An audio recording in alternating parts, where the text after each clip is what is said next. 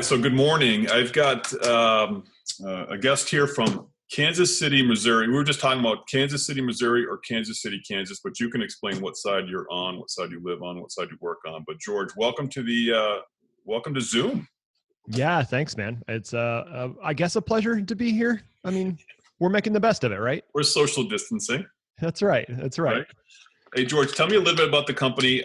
You've got some experience in managing teams virtually that I'd like to pick your brain on, because I know there's a lot of questions, concerns, and anxieties from businesses around here regarding that are new to it. And I know you can bring some value, but give us a little background on the company and what you guys are up to out there in Kansas City. Yeah, so Crima's been around for about 10 years, a little more than 10 years now. We're a digital product studio, so we do a lot of software design and development for companies kind of all over the world. So we've, in the last 2.5 years, had both remote employees, and then we actually opened up a second office. So we found that even kind of having two spaces, you had to kind of consider all these remote ways of working between the two spaces. And then, of course, our clients are all remote.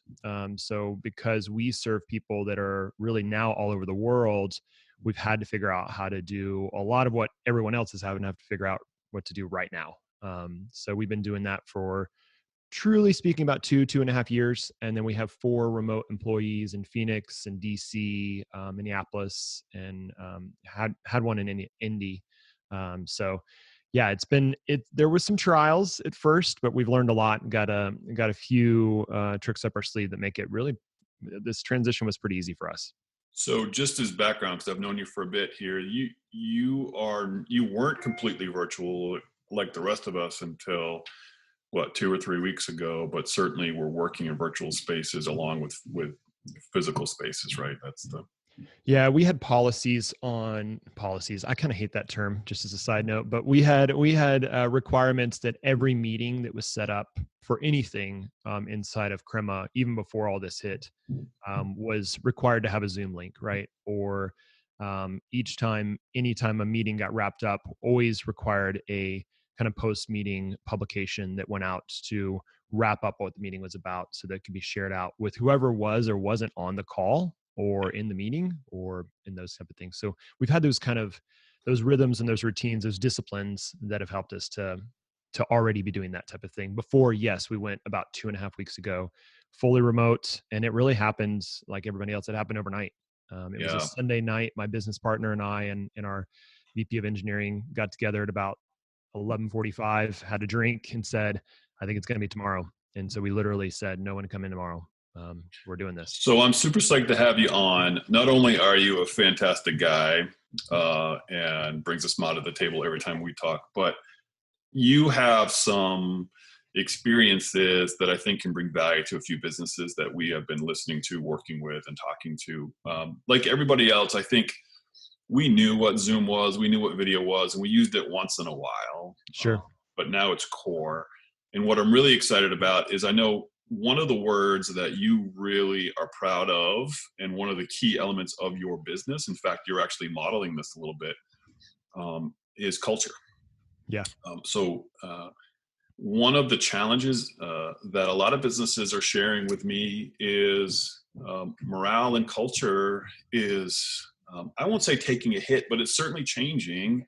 And leaders are looking for ways to keep morale up and replicate as best they can some of that culture and some of that spirit that the in-person collaboration kind of had, right? I know that's big for you. So what are you sharing? What are you saying? And what can we help others with that are feeling that way? Yeah, there's a couple things that we do that I think are just simple disciplines, right? I mean, this is about everybody's overusing the term now, the new normal, but it is about creating what is our new rhythm. And so we do a couple things. We work in an agile fashion. So an agile is a kind of software development term, but it basically means that we're already working in 2 weeks chunks of work, 2-week sprints. And so we already had these disciplines set up where we had regular rhythms of meeting already. So meeting every 2 weeks to plan, and then really doing a daily stand-up. So I know your company does this as well, but we do something where we get together every morning, depending on the team that you're on, and you just touch base on what you're trying to accomplish today, what you did yesterday, and what's blocking you from getting things done.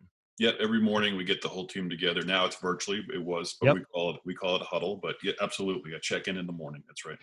So we don't do that as a whole company. We just do it per team because the context of that, we're a little bit larger now. We're about 40 people. So the context of that has had to kind of squeeze into the specifics. So sometimes the teams will do that virtually, or they'll jump on a Zoom call like this. Sometimes they'll just do it through their chat system. We use Slack. So they'll just give a quick update, same exact questions, but they'll do it what we call asynchronously. So they'll do it where they don't all have to be in the same place at the same time. There's a balance here, right? Because the challenge is we could triple the amount of work that we need to all be doing by just being on calls all the time. And that is happening right now. I feel, and it's been expressed to me by employees, that they feel busier than before, trying to do not as much work as before. It takes longer and almost feels that there's more effort needed to do the basics, right?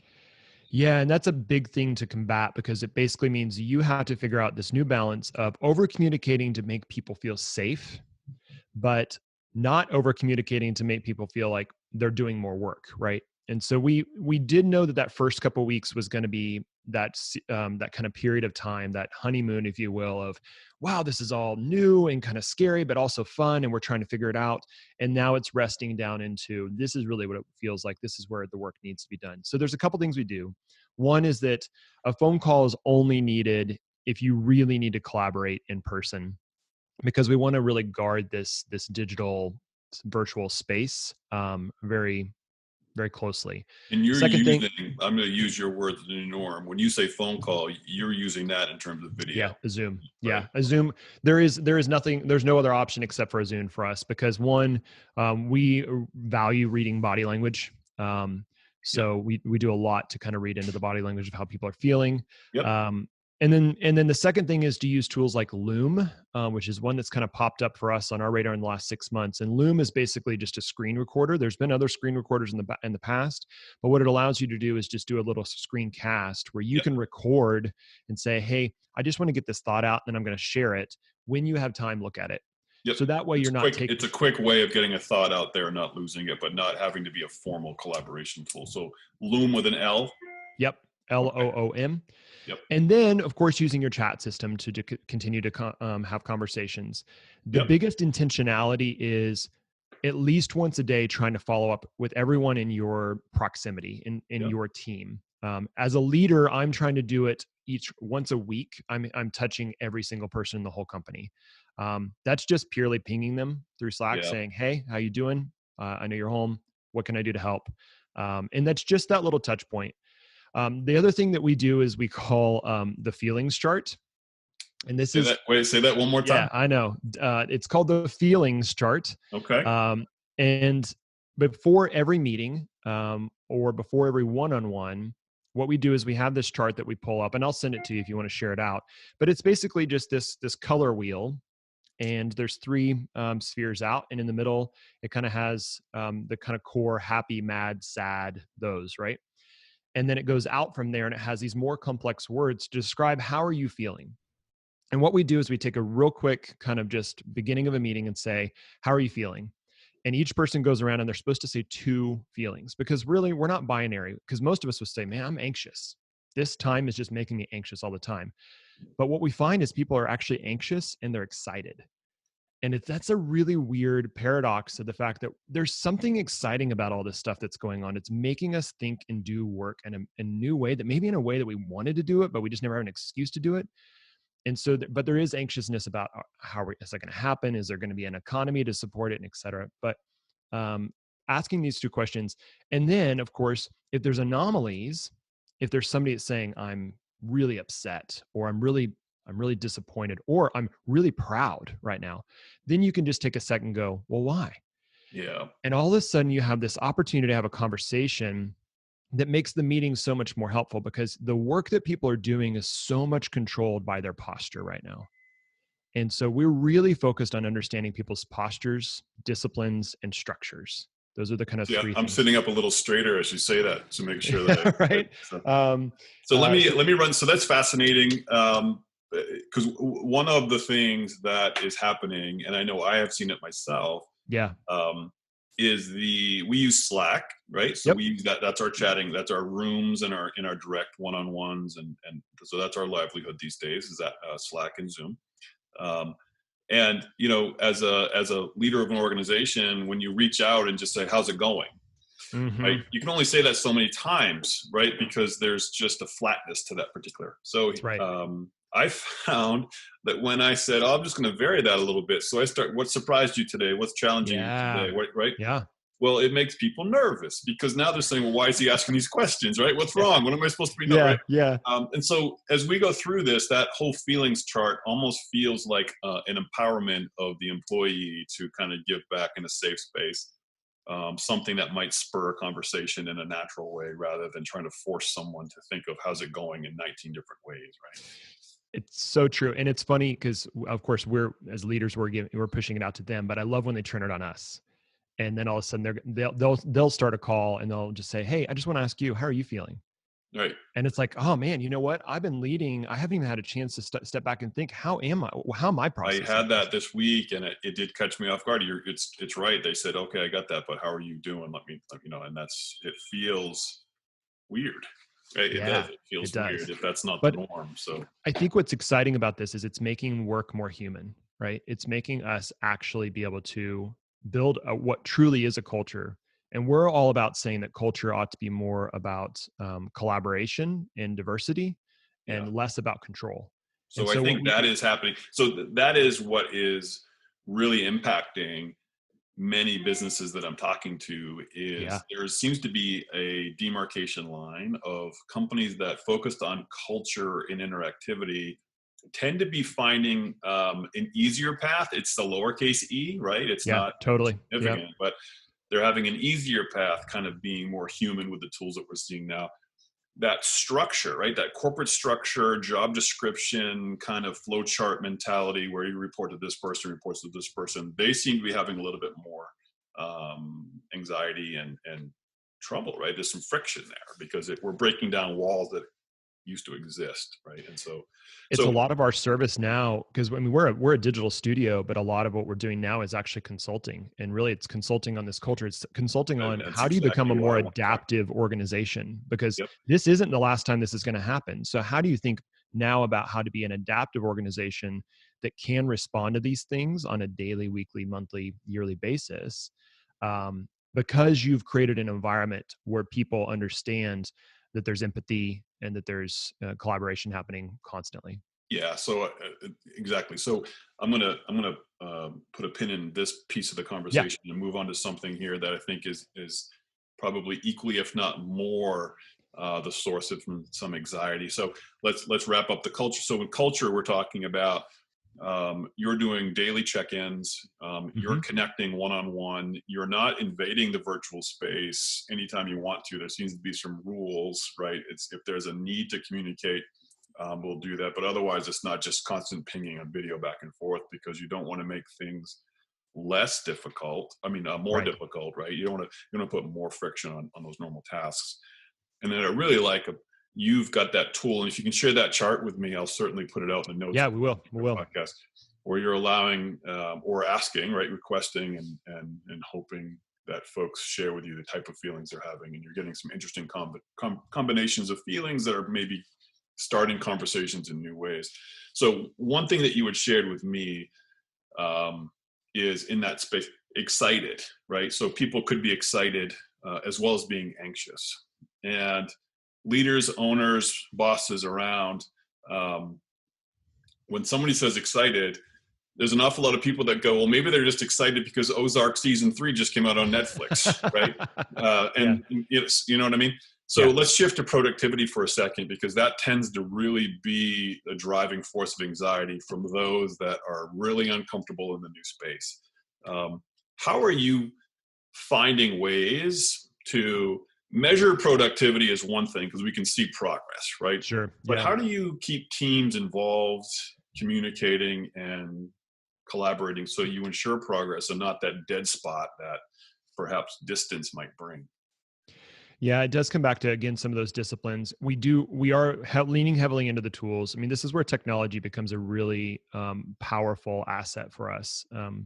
you have the luxury when you're in an office that you can kind of use the technology when you want to, but you can get around it a lot if you just want to have a conversation, right? And that's why a lot of us spend too much time in meetings.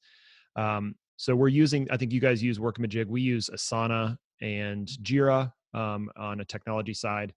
And then, of course, making sure that our tasks are being clearly articulated. We're doing a couple things where if we do have a meeting, there's always kind of a wrap-up report or I don't like to use the word report, but just kind of a little document that says this is what was discussed, and that always gets shared back out so that if somebody wasn't in the meeting, they get that information fed back out to them.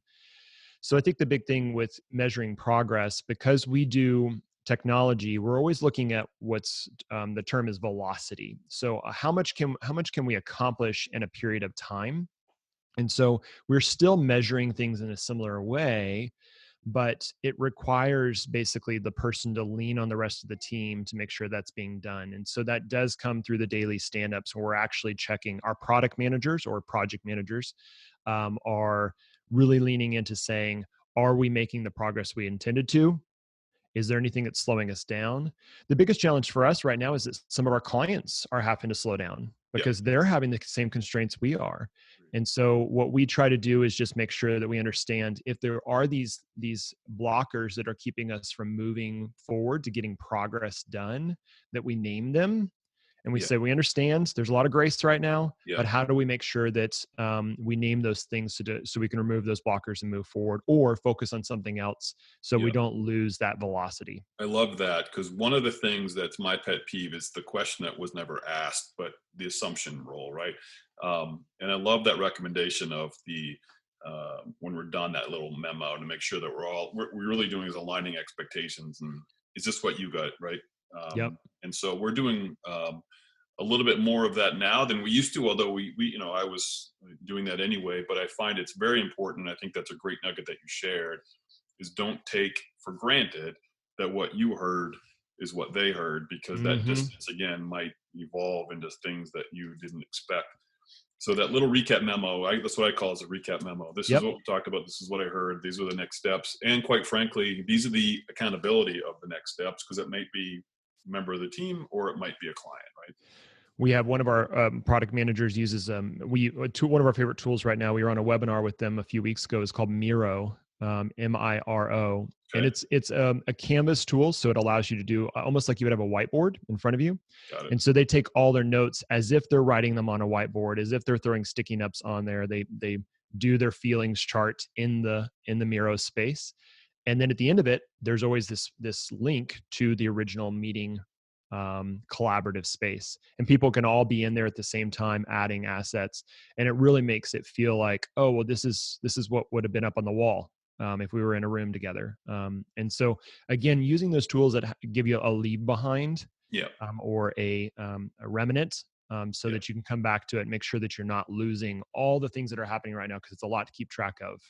So I think that's an excellent point. Whether you use that piece of software or whether you use something as simple as Google Docs. That's right. Having shared spaces where those notes can live and people can see it and revisit it is probably more important now than it ever has been, right? Absolutely. And so there are a lot of folks in businesses that are not tech savvy.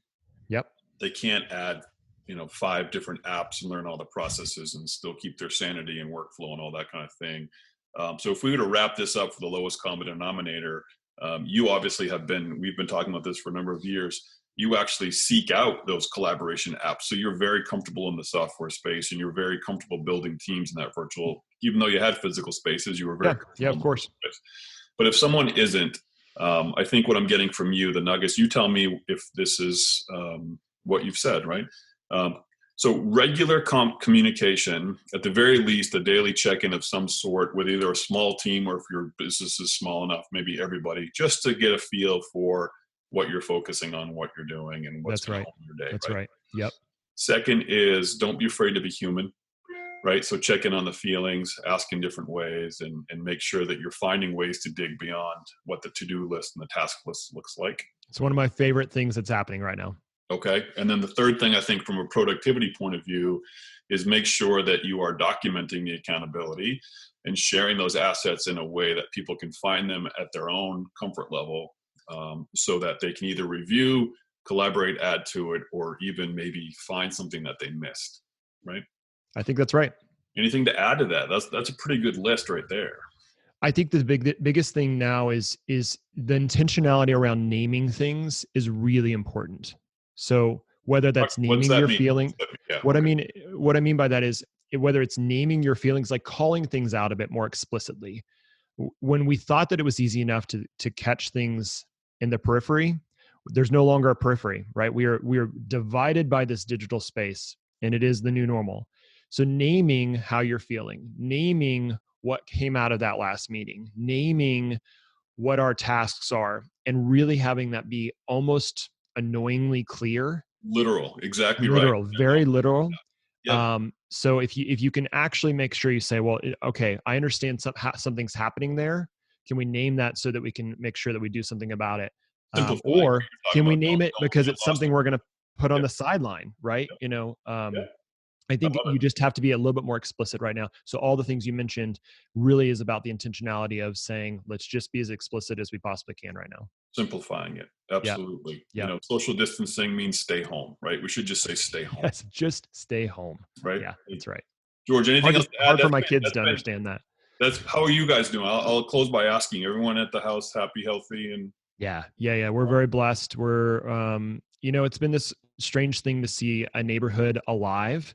Um, all of us are forced to be home, and we have not as many activities right now. And I've met some people in my neighborhood that I never even knew where they were there, and just kind of across from driveway to driveway. So, it's been this strange, like I said, it's a paradox of both that this is a really hard time, but also a really good time. And I think those two things live next to each other really, really well. well, really appreciate you taking the time. And I'm going to chime in later. We're gonna connect as things come up because I love talking to you and I appreciate the value. And I know a lot of people are going to get a lot of good stuff out of what we talked about. So thank you very much. Always a pleasure, Carrie. I love what you're doing. All right. See you soon, George. Take care.